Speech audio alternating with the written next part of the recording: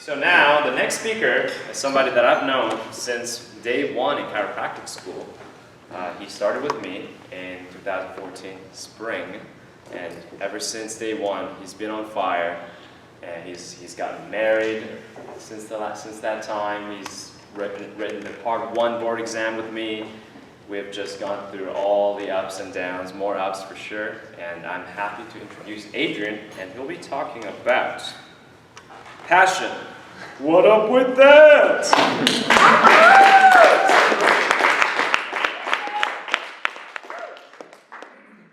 I'd like to thank everybody for coming. Super awesome to see the support. It really helps us grow up here. So passion, what up? A little shout out to Sue Ray. I'd just like to start with a story. Before I came to chiropractic school, I worked for 8 years for the National Park Service. I was doing a little bit of, I was doing a lot of trail maintenance, trail construction, trail blazing. And throughout that time, while I really loved the job, I was always thinking about what was next. And I came up with 5 things that I really wanted to do, or with my life, with a career. I knew I wanted to work with my hands. I knew I wanted to work with people and contribute to society in a positive way. I knew I wanted to master a craft. I knew I wanted to be mentally challenged, mentally stimulated every day. And I wanted to work in the health field. And of course, I wanted to make some money because first and foremost, I'm a family man and I need to be able to provide. So that led me to chiropractic.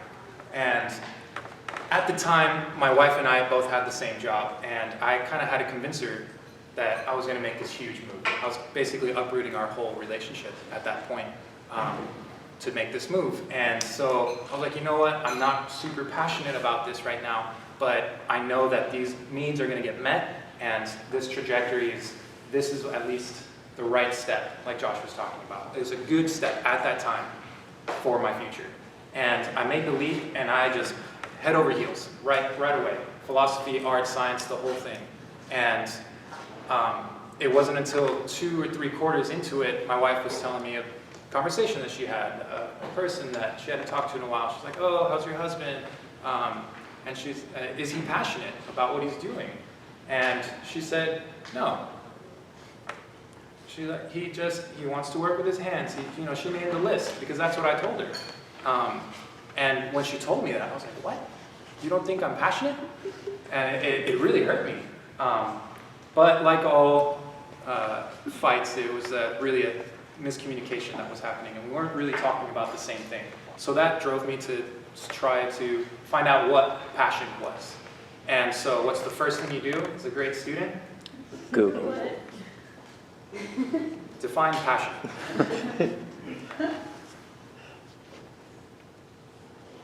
Get mad at Siri for not working. Siri! Anyways. So she says, it's an uncontrollable action or emotion. I'm like, not enough. So a cool thing you can do with Google, if you've never tried it, is type in the word, and then type in verses, and then wait for the auto-filling. And one of the 3 things, you get compassion, but one of the 3 things that really stood out to me was obsession, dedication and responsibility, and love. And so I looked into that. With obsession, what you find is that externally it might be the same thing, like it looks the same, but internally it's almost completely opposite. With obsession, there's an object. With passion, there's a subject. With obsession, you're kind of closed in, and with passion, you kind of like open up. With obsession, you kind of get pushed towards the brink, and then with passion, you get pulled towards something. There's a calling, right? So immediately got that distinguished. Dedication and responsibility, this is kind of what I think my wife was basing off, her definition, because that's what I was doing. I was putting in a lot of time, I was putting in a lot of work, I was really dedicated, I was doing the responsible thing, and this was where I was headed. And while that might have been true, I think passion's more than that. And without passion, I think that type of drive would dry out eventually. And that's what I think happens with a lot of people in their jobs. While they might take the highest paying job, they oftentimes are really stressed and they're not being fulfilled. So I put that aside. And then love. And if you've ever been loved, if you've ever been married, it is not easy. And it's not always passionate. And it's not always super ups. There's ups and downs. It's hard. You have to make a lot of sacrifices. And it's a roller coaster, but it's well worth it. So I started to define passion in its own, put it in its own box. So I asked some of my mentors, what do you think passion is? Lance von Stade, immediately, his mission statement. And if you ever know Lance, he's very articulate, very well spoken. I asked Brett Jones, and he was just on fire, like 5 million things going at me. You know, so I was, all right, yeah. And so you could feel their passion without even hearing the words that they were saying. So I looked on Google, I started looking up TED Talks and other things, and then I came across this Venn diagram. And the Venn diagram went a little something like this. You put what you love to do, and then what you're good at. Passion's right in the middle. Everyone see that? So, is that going to get you paid? Not all the time, right? So, keeps going. What you get paid for. And that's usually going to be your profession. That's a great place to be. If you're good at it, people are going to pay for it. Profession.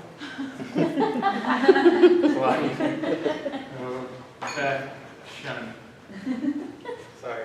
So, like I was saying before, sometimes what you're good at and what you get paid for doesn't always coincide with what you love, and sometimes it burns you out. So, there was I think it was Gandhi, I'm not exactly sure who said it, but he'd probably say this. If you're putting your passion, if you're not putting your passion towards something good or towards helping humanity, then you're just wasting it. So, fill it in. What the world needs. Right? And then this is going to be your mission over here. And this is, actually this is your mission. What you love and what the world needs. You might not get paid for it, and you might not be that good at it. And this is going to be your vocation. So, where do they all meet? It all meets some purpose. And that was the big key. Once you stop shifting, I got to do what I'm passionate about. Because you'll never find that. You'll always end up with two things that don't get met, 2 needs that aren't getting met. Switch the shift from finding your passion to finding your purpose, and the doors will start unlocking. Because once you start fulfilling your purpose, then the passion is going to light up. It's going to come through. Right now, these last 6 quarters, like Tim said, we're studying for boards, part 1, where it's all about the body, right? And man, I got into it, you know. Learned about the cell, cells turn into tissues, tissues turn into organ systems. Many of those turn into organisms turn into families, families turn into communities, communities turn into nations, nations turn into countries, countries turn into worlds, worlds turn into galaxies, galaxies turn into universes and universal systems, right? And that's amazing. And then you can take it lower. Cells are made up of organelles. Organelles are made up of all these types of proteins and chemicals. Chemicals are made up of atoms. Atoms are really made up of protons, electrons, neutrons that are really just spinning energy forces, right? That's amazing. And so the power that is in us is in the universe ahead of us. It's the universe behind us. It's below us. It's above us. It's amazing. And we get to tap into that. And if you don't think I'm passionate about it, I can keep going. Because I know there's an emotional realm, I know there's a spiritual realm, I know there's a diet. There's so much that you can do with it. And I know I have a lifetime of learning ahead of me, and that really excites me. Right? So you can feel that. That's passion. And that came from feeling my purpose.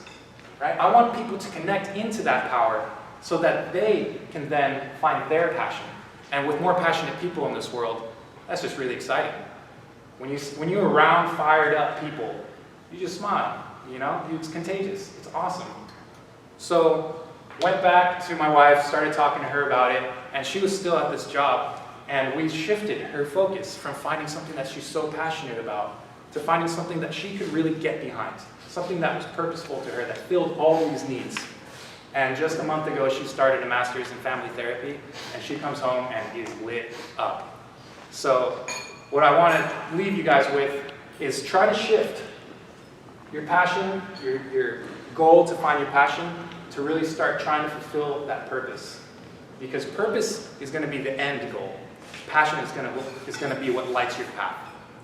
So I can't wait to see you guys all lit up. Thank you.